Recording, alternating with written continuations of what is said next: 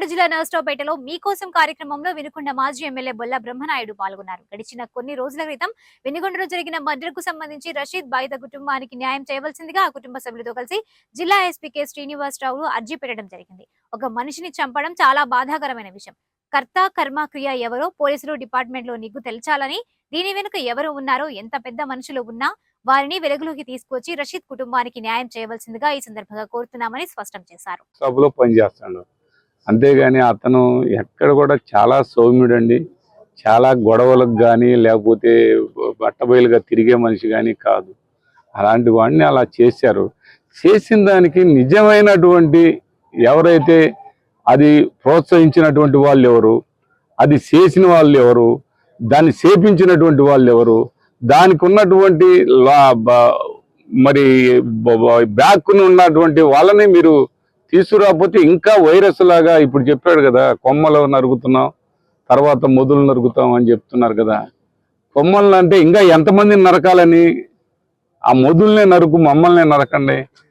మీకు అంత ఇదిగా ఉంటే నాకైతే ఇది లేదు. చిన్నపిల్లలు 25 సంవత్సరాలు వాళ్ళ జీవితాలు చిన్న స్థాయిలో ఉన్నటువంటి వాళ్ళందరినీ ఆ విధమైనటువంటి ఆలోచనలు చేయటం, అలాంటి ప్రోత్సహించడం, అలాంటి ప్రోత్సహించే మాటలు మాట్లాడటం చాలా బాధాకరం.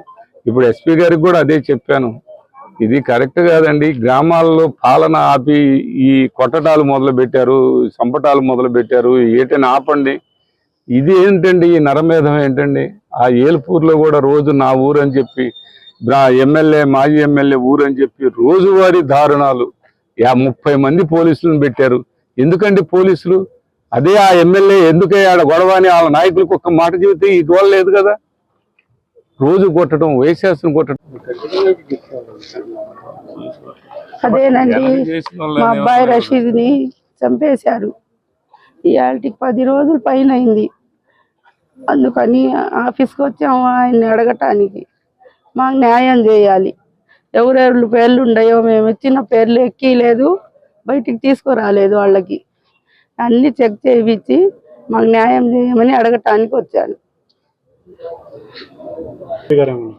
ఎస్పీ గారు ఖచ్చితంగా న్యాయం చేస్తానమ్మా, నేను ఇలా ఎవరికి జరగకూడదు, నేను ఖచ్చితంగా ఇక్కడ ఉన్నంత వరకు అన్నీ న్యాయం చేస్తానని చెప్పారు.